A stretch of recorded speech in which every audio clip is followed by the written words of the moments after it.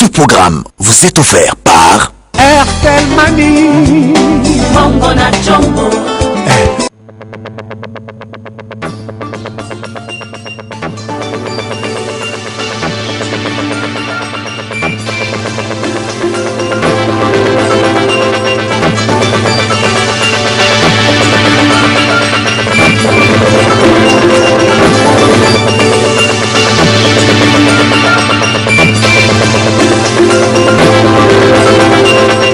Janvier 1954, 4 janvier 2013, 54 ans jour pour jour depuis qu'ont eu lieu les événements de l'UMCA ayant occasionné la mort de plusieurs Congolais. Le Congolais garde encore le souvenir de cette journée qui a annoncé les couleurs de l'indépendance de la République démocratique du Congo. 4 janvier 2013, l'occasion pour le Congolais d'apposer leur signature dans les livres d'or ouverts par le secrétariat de l'UMCA en mémoire de martyrs de l'indépendance. Antenne A, ce journal vous est présenté par Eric Mboulamossi.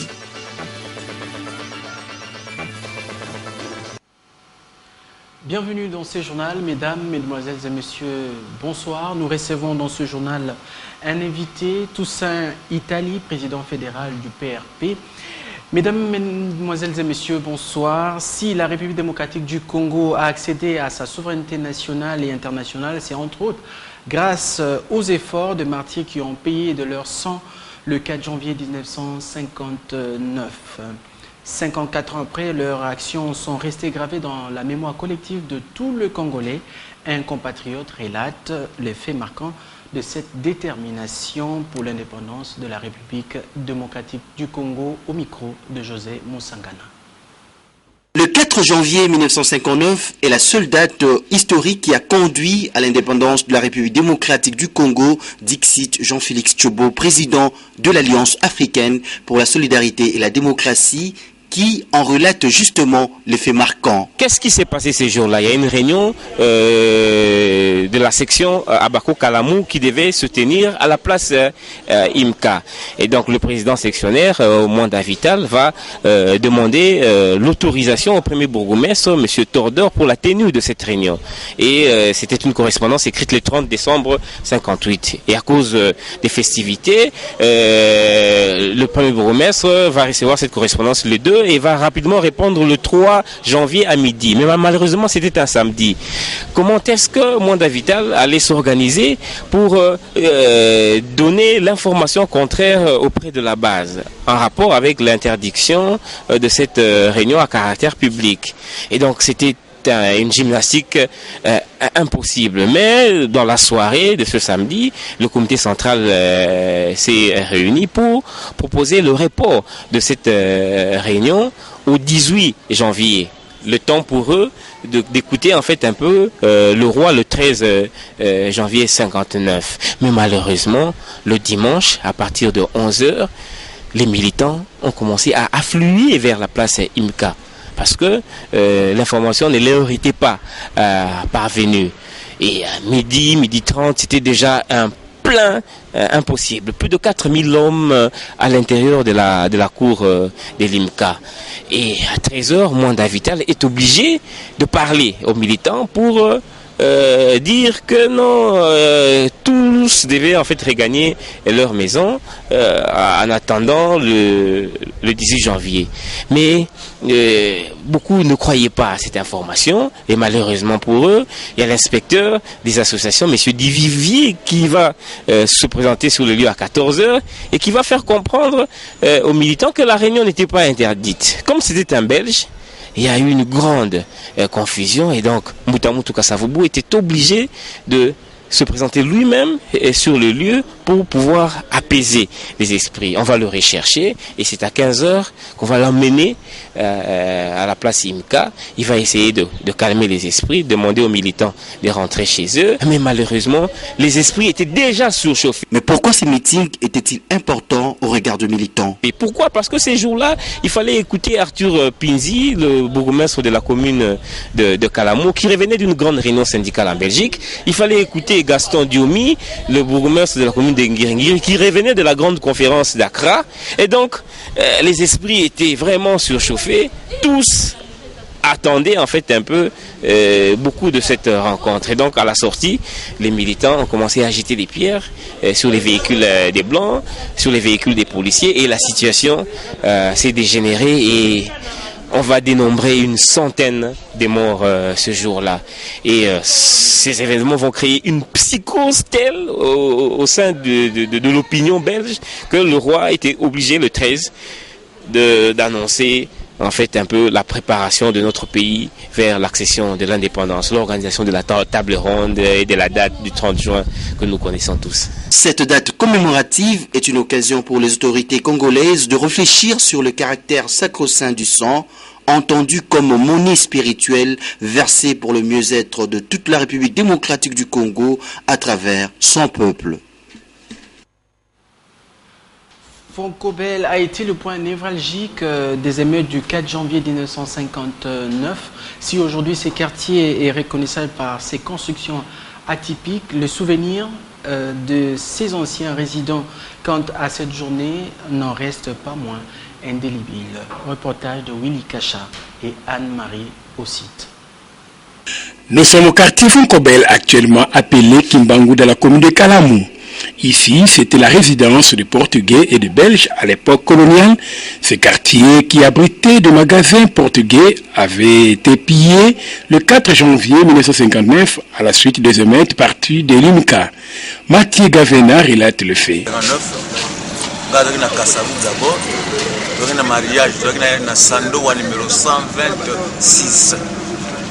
Mariage à maman Ngaleki.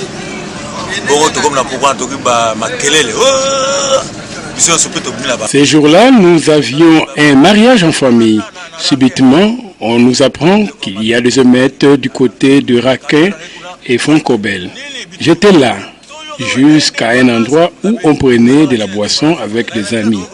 On attendait des gens dire ou crier « Vive l'indépendance !» Le même jour, il y a eu rencontre sportive entre Vita et Mikado. Au retour du stade, ceux qui rentraient ont rencontré les militants de la BACO et la population qui déplorait le fait que les autorités belges ont reporté le meeting de M. Joseph Kassavoubou qui devait se tenir à l'IMICA. Voilà d'où est parti les troubles du 4 janvier 1959.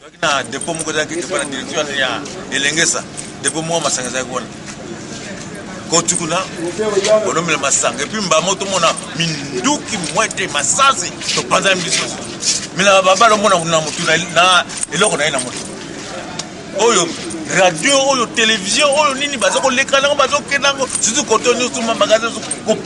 en cette phase de la révolution dite de la modernité, il convient pour le gouvernement de penser à aménager l'un des plus vieux quartiers de Léopoldville, très historique pour la lutte pour l'indépendance. À l'occasion du 54e anniversaire de la journée des martyrs de l'indépendance, l'IMCA a ouvert un livre d'or en mémoire de martyrs de cet incident malheureux survenu le 4 janvier 1959. C'était au cours de cet avant-midi au siège de la commune de Kalamou, Luisette Matingou, Gédéon Lokemwena. Ce livre d'or est destiné à tous ceux qui ont une pensée pieuse pour les victimes de la manifestation populaire du 4 janvier 1959, qu'il faut considérer comme le ras-le-bol de supporters de l'SV Club et des militants de la BACO face à l'attitude du colonisateur. Quelques signataires ont livré leurs impressions. 55 ans après, les sang de nos martyrs réclament la reconnaissance vis-à-vis du peuple congolais. Si nous ne reconnaissons pas le sang de ceux qui sont morts pour notre indépendance, nous tournerons en rond. C'est un grand jour pour la République démocratique du Congo. Nous parlons du 30 juin comme date de l'indépendance de la RDC, mais moi je suis un journaliste, je considère que tout a commencé par le 4 janvier 1959 avec cette prise de conscience de nos compatriotes congolais qui avaient compris que l'homme belge ne voulait pas laisser les Congolais s'exprimer. Vous savez, on dit que la tolérance est le degré le plus élevé de la force d'un homme. Et la situation avait dégénéré tout simplement parce que le pouvoir colonial n'avait pas usé de tolérance. mais également... Un des témoins oculaires de cet événement historique s'en souvient. J'étais encore trop jeune lorsque cet événement s'est produit. Il y a eu une euphorie terrible sur cette artère. Un accrochage qui a mené la mort de beaucoup de Congolais. Je garde les souvenirs de cet événement comme si ça s'est passé hier.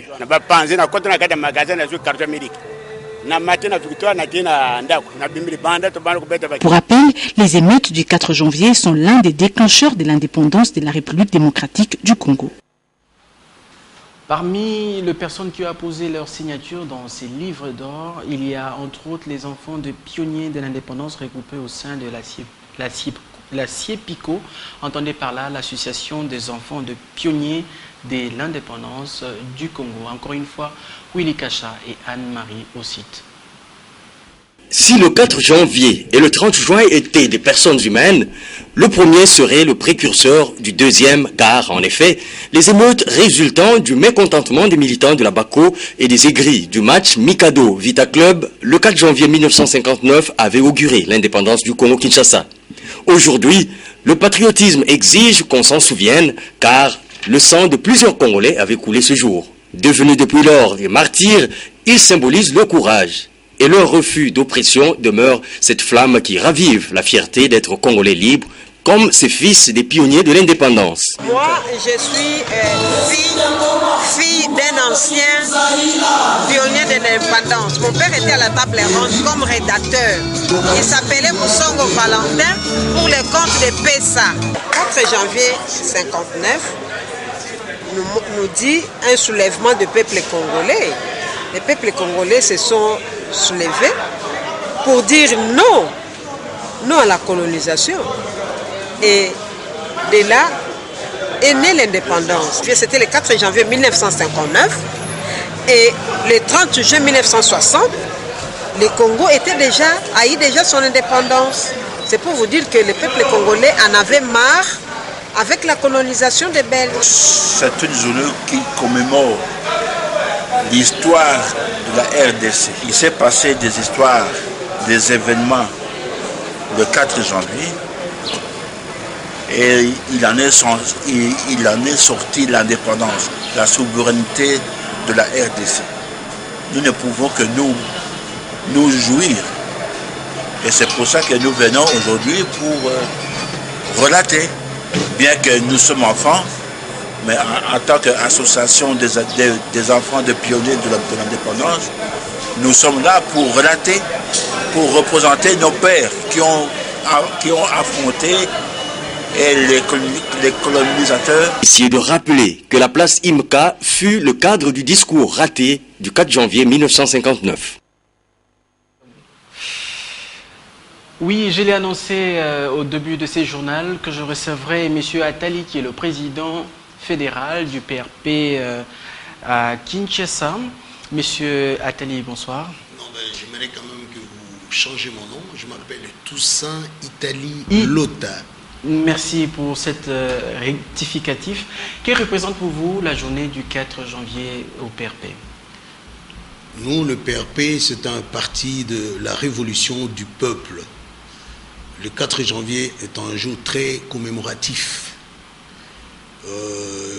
Nous saluons la mémoire, la bravoure, je vais dire, de tous ces fils du pays qui sont partis martyrs. Ils ont versé leur sang pour que ce pays soit indépendant.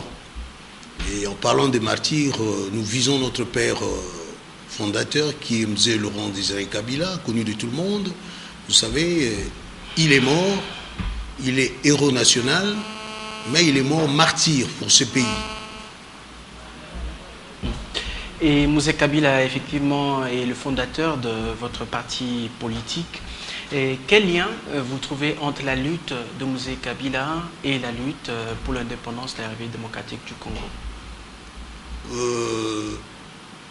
En parlant de liens, ça a toujours existé et jusqu'aujourd'hui. Le président Kabila est mort, mais il n'est pas mort parce que ses idéaux sont restés.